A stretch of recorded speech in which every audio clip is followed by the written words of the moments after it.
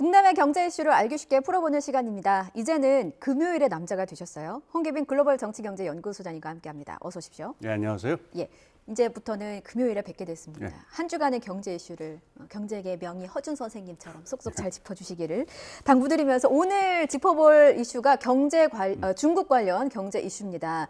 중국이 뭐 빗장을 풀었습니다. 그동안 네. 강력하게 통제해 오다가 이제 모레 일요일부터 뭐 입국자에 대한 격리제도 없애겠다. 그 중국인들도 해외여행 가라 이렇게 다 풀어버렸어요. 일단 요거 우리 경제에는 긍정적인 신호입니까? 섞여 있는데 네. 지금 봉쇄는 풀었습니다만은 예. 사실상 중국의 코로나 위기는 지금부터 시작이라고 해도 어쩌면 반은 맞을 겁니다. 지금 이 봉쇄를 하다가 지금 이 봉쇄를 풀었는데 이러면 이제 이게 부드럽게 순탄하게 넘어가려면 두 가지가 준비가 돼 있어야 돼요. 어떤 건가요? 하나는 그 기존의 백신 접종이 충분히 이루어져 가지고 예. 어느 정도 이 면역 그게 있어야 되고요. 두 번째로는 중환자가 나왔을 적에 중환자 병상이 확보가 돼 있어야 되는데요. 중국이 이 두 가지가 다 불비합니다. 예. 중국이 백신을 접종하긴 했는데 그 효과가 대단히 의심스럽다라고 하는 별 효과가 없는 게 아니냐라는 얘기가 많았고요. 예. 이 중환자 병상 같은 경우에는 도시 지역도 굉장히 이게 열악하고요. 특히 농촌 지역에 가면 거의 전무하다시피 해요. 그래서 지금까지 중국이 이 제로 코로나를 갖다가 시행했던 데는 불가피한 측면이 있다라는 얘기였는데 이게 정치 사회적인 이게 반향이 하도 심하니까 지금 푸른 상태잖아요. 예. 그래서 이제부터 이제 대책이 없는 상태로 넘어갈 위험이 있다. 그래서 이 비관적으로 보시는 분들은 중국 전체 인구에서 사망자가 한 3천만 명에서 4천만 명까지 나올 수 있다. 이건 굉장한 사회적인 혼란이죠. 그러네요. 예, 그렇기 때문에 이 봉쇄는 풀었습니다만 어떤 대책이 있거나 뭐가 해결이 된 상황이 아니기 때문에 중국의 코로나 위기 이제부터 시작이라고 볼 수 있고 이게 경제에 좋은 영향을 줄 것 같지는 않습니다. 그렇군요. 말씀하신 것처럼 뭐 지금 뭐 중국의 병원도 그렇고 화장터도 뭐 자리가 없어서 뭐 일부 아파트 단지에서 화장을 하기도 하고 뭐 이런 기사들이 좀 전해지고 있어서 지금 말씀하신 것처럼 확산세가 관건인 것 같습니다. 자, 처음에는 항공업계랑 관광업계는 이제 중국이 빗장을 푼다고 하니까 이거 반겼어요. 왜냐하면 과거에 네. 중국인 특수를 많이 누렸던 업계니까 이 부분은 이해는 됩니다만 지금은 이제 이 업계에서 정반대로 우려의 목소리가 나오고 있거든요. 네. 우리가 중국발 입국자에 대해서 PCR 검사도 의무화하고 방역을 강화했잖아요. 그러니까 이러다 보니까 중국 내에서 반항 감정이 일어나고 있다. 뭐 네. 이런 기사들도 나오면서 조금 우려가 됩니다. 왜냐하면 2016년 한한령 때요. 예, 이때 중국인 관광객들이 다 안 들어오면서 우리 경제 너무 어려웠잖아요. 그렇죠. 예, 이때 위기를 떠올릴 만큼의 위기입니까? 그림을 조금 복잡하게 만드는 게 있는데요. 예. 처음에는 이제 우리가 이제 관광업계에서 반겼습니다만은 문제는 중국에서 지금 오는 그 관광객들의 상당 숫자가 지금 감염자들이라는 얘기가 많잖아요. 예. 그러니까 이걸 그냥 둘 수는 없으니까는 방역을 강화합니다만은 여기에 국제적으로 미묘한 차이가 있어요. 예. 유럽 같은 경우에는 그 EU 차원에서 이탈리아는 반발합니다만은 EU 차원에서는 그런 거 안 하겠다, 환영한다, 와라 이런 입장이에요. 예. 왜냐하면 EU는 지금 안에도 확진자가 많고 크게 걱정할 것 아니다라고 그래가지고 이런 상황인데 지금 우리나라라든가 일본이라든가 다른 나라에서는 이거 방역을 강화한단 말이에요. 예. 그럼 당연히 중국 입장에서는 감정이 악화될 거예요. 그렇게 다시 말해서 중국 관광객들을 바라보는 국제적인 그 대응이 차이가 난다면은 차이가 나는 쪽은 상대적으로 중국에 대해서 좀 더 뭐 보복이라든가 좋지 않은 그 조치를 받을 가능성이 있죠. 예. 관광업계가 걱정하는 부분이 이 부분인 것 같습니다. 그렇군요. 안 그래도 어려운 상황에 또 다른 찬물이 좀 부어졌습니다. IMF 총재 발언인데 중국은 향후 몇 달간 경제 성장이 어려움을 겪을 것이고 글로벌 성장에도 부정적인 영향을 줄 것이다라고 발언을 네. 했습니다. 근데 이 발언의 근거가 되는 건 어떤 부분입니까? 요인을 한 세 가지 말씀드릴 수 있어요. 제가 아까 말씀드린 대로 중국의 코로나 사태는 지금부터 몇 달 동안이 굉장히 중요한 국면이기 때문에 예.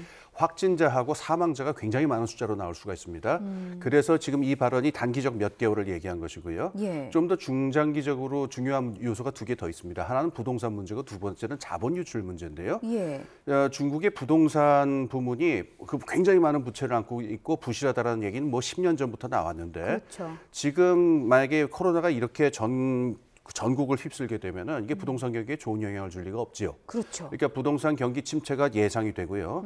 그다음에 이른바 차이나 런이라고 하죠. 그러니까 예. 중국에서 자본이 유출되고 빠져나오는 경향이 굉장히 심해가지고 지금 심하다는 말씀이세요? 예, 그렇습니다. 그러니까 지금 이 코로나 사태에 대한 저것도 있고, 예. 그다음에 중국 정부의 어떤 그 중국 공산당 정부의 조치에 대해서 이 불신이라든가 그 확신을 갖지 못하는 자본들이 많이 바깥으로 나오고 있어요. 안정성에 대한 불안감이 그렇죠. 있는 건가요? 저 진정학적인 문제도 어떻게 될지 모르고 그러니까요. 그래서 이거에 대응하기 위해서 중국 정부가 어떤 재정 정책을 뭐 감세 정책을 한다든가 금융 정책을 한다든가 굉장히 돈을 많이 풀고는 있습니다만은 이게 일종의 유동성 함정이랑 비슷해서 어떤 단기적인 큰 붕괴를 막을 수 있을지는 모르겠으나 이게 예. 경기를 살리는 힘으로 작동할 것 같지는 않다라는 거예요. 그래서 올해 중국 경제를 바라보는 시각이 중국 정부는 한 5% 후반대를 갖다가 이거 약속을 하겠다고 나서고 있습니다만은 예. 많은 예측이 아마 4%에 머물 것이다. 이런 예측이 나오고 있습니다. 수장님 말씀 듣고 한마디로 이제 제가 들었던 생각은 총체적 난국이구나라는 좀 생각이 듭니다. 그렇습니다. 최소한 상반기는 쭉 좀 지켜봐야 될 것 같습니다. 그렇군요. 이게 좀 걱정이 되는 게 지난해 우리나라가 역대급 무역 적자를 기록했잖아요. 저희가 그 지난주였던가 이거 짚어보면서 중국의 영향이 크다 이런 그렇습니다. 부분을 또 분석을 해주셨는데 그렇다면 올해도 그러니까 상반기를 짚어주셨습니다만 올해도 무역 적자의 늪은 깊을 수밖에 없는 거겠죠. 일단 중국과의 관계를 바라보면은 지금 말씀드린 대로 중국 경기가 좋아지질 않을 것이기 좋아질 가능성이 많지 않기 때문에 네. 따라서 우리가 중국에 수출하는 그 전망도 좀 어두워질 수밖에 없죠. 그다음에 문제를 또 하나 복잡하게 만드는 건 반도체 문제인데요. 예. 반도체에서 지금 미중 갈등이 굉장히 심하잖아요. 그렇죠. 여기에서는 우리나라 기업들로 보자면은 긍정적인 측면도 있고 부정적인 측면도 있어요. 예, 짚어주세요. 긍정적인 측면은 지금 중국의 하고 미국의 이 반도체 그 가치 사슬 관계가 떨어지고 있기 때문에 예. 그 빈 간격을 상당 부분 우리나라 업체들이 메꿀 가능성이 있습니다. 반사 이익을 누린다. 그렇죠. 그러니까는 요 미국을 중심으로 한 이 동맹 안에서는 한국 기업들을 위한 여지가 좀 더 열리는 거죠. 그래서 네덜란드라든가 일본에서 이 장비 그 업체가 갖다가 우리나라에서 많이 지금 그 들어와 가지고 설치하겠다, 세우겠다 이런 얘기를 하고 있거든요. 그러니까 이 부분은 단기적으로 이 긍정적인 부분일 텐데 부정적인 부분은 중국 안에서 지금 그 반도체 부분의 가치 사슬을 독립하겠다라고 해서 굉장히 발빠르게 움직이고 있어요. 예. 그러니까 아주 정밀하고 아주 작은 그 초미세 이 부분의 그 반도체는 미국에 수출해서 이 막히게 되면 타격을 말씀하시는 건가요? 예. 그 타격을 받습니다만은 한 28나노 정도 위에 되는 이런 것들이 지금 가전제품에 이런 건 대부분 이런 걸로 커버가 가능하다고 그래요. 이 부분에서는 중국이 성공적으로 자기들의 자체적인 가치세를 만들겠다고 하고 있는데 예. 그럼 우리나라 업체들이 중국에 대해서 반도체 업체들이 한 40% 정도가 중국 수출을 차지하거든요. 예. 그 이상인데 이 부분이 앞으로 전망이 어떻게 될 거냐. 대중국 어떤 그 반도체 수출 이거는 타격을 받겠죠. 그렇군요. 그와 관련해서 이제 미국이 중국을 좀 견제해보겠다고 꺼낸 카드가 이제 칩4 동맹이었고 또 인플레이션 감축법도 연관이 돼 있는 것 같아요. 칩4 동맹부터 보면은 핵심은 말씀하신 것처럼 고성능 컴퓨터용 반도체, 디램, 뭐 이런 메모리 반도체 그 제조에 필요한 기술 장비를 중국에 팔지 말아라 한 거였고 이게 우리 기업들은 1년의 유예 조치를 받았습니다만 이 기준이 지난해 10월이에요. 그렇다면 앞으로 1년이 지난 시점에서는 우리 기업들의 앞날도 한 치 앞을 좀 내다볼 수 없는 그런 상황인 거잖아요. 그렇습니다. 예를 들어서 우리나라 그 반도체 업체들이 중국 현지에 공장을 두고 있는데 중국 현지에 있는 공장들에 대해서 투자를 한다든가 거기 어떤 장비를 새로이 업데이트한다든가 이런 게 1년 후부터는 힘들어지죠. 근데 이 반도체 이 부분은 굉장히 빠르게 기술이 발전하고 있기 때문에 중국 내에 있는 우리나라 업체들이 그러면 기술적으로 업데이트가 되지 않는다면은 중국 안에서 이제 열위의 위치에 서게 되고 중국 정부가 빠른 속도로 자체적인 가치세를 만들게 된다면은 여러 가지 어려움에 처하게 되죠. 그렇군요. 예. 인플레이션 감축법도 보면은 그러니까 핵심은 중국산 광물 쓴 거 미국에서 팔지 말아라 이런 부분이었고, 근데 배터리고 반도체고 중국산 핵심 광물의 수입 의존도가 우리 기업으로서는 굉장히 높은 상황인데 이렇게 되면 사면 초과에 빠졌고 결국은 시장에서 도태되는 거 아니야? 우리 기업들 어떡하지? 라는 걱정이 굉장히 큽니다. 지금 미국의 그 IRA에서 얘기하는 건 배터리에 들어가는 주요한 광물들이 있죠. 이거를 갖다가 지금 우리나라 기업들은 중국산 그 광물에 많이 의존을 하고 있는데 이걸 북미산으로 바꿔라. 즉 미국 아니면 캐나다에서 생산한 그 광물로 바꿔라. 몇 년 안에 이걸 요구하고 있어요. 근데 우리나라 기업들이 지금 중국 이 배터리라든가 이런 부분에서 중국에 대한 의존이 크기 때문에 이것도 우리가 어떻게 대처해야 될지 요거는 어려움이 있죠. 아, 그렇군요.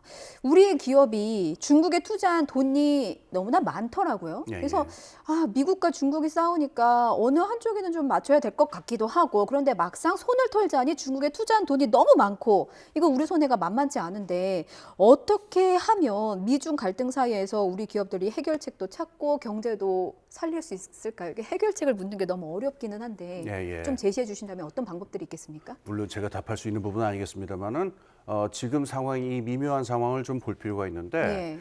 다른 때에는 이런 상황이 오면은 정부가 나서 가지고 어떤 외교적인 방법으로 문제를 푼다든가 하는 식으로 그러니까는 기업들이 힘들면은 근데 이번에는 문제가 좀 다른 게 미국이 지금 워낙 거세게 나오고 있고 이게 일시적인 어떤 두 나라의 갈등이라기보다도 예. 한 10년 또는 한 30년 정도는 장기적인 어떤 그 세계 패권을 놓고 다투는 그 갈등의 성격이 강하기 때문에 국가 차원에서 나서 가지고 문제를 풀기도 어렵고 오히려 국가가 명시적으로 여기서 어떤 입장을 취하면 오히려 마이너스가 될 수 있어요. 예. 이 상황에서는 지금 어떤 하나의 입장을 가지고서 강하게 밀어붙인다라는 거 이게 있을 수가 없고 예. 기업 경영에 처한 여러 가지 복잡한 상황에서 저거 디테일을 알아봐야 되기 때문에 많은 부분에서는 기업이 스스로 문제를 풀어나가야 됩니다. 예. 그리고 기업이 어떤 부분에서 어떤 구체적인 해법이 있을 것 같다라는 생각이 들 때는 예. 이 부분에서 정부의 외교라든가 이게 두 개가 투 트랙으로 가는 게 아니라 아주 긴밀하게 붙어가지고 보이지 않는 선에서 물밑 차원에서 실용적인 해법들을 조그만 거 하나씩 찾아 나가는 식으로 예. 당분간은 대응해야 되지 않나. 이렇게 실용적인 해법들을 촘촘하게 맞춰서 대응을 해야 된다라는 예, 그렇습니다. 말로 이해를 했습니다. 여기까지 듣겠습니다. 지금까지 금요일의 남자가 되셨어요. 홍기빈 글로벌 정치경제 연구소장님과 함께했습니다. 잘 들었습니다. 예, 감사합니다.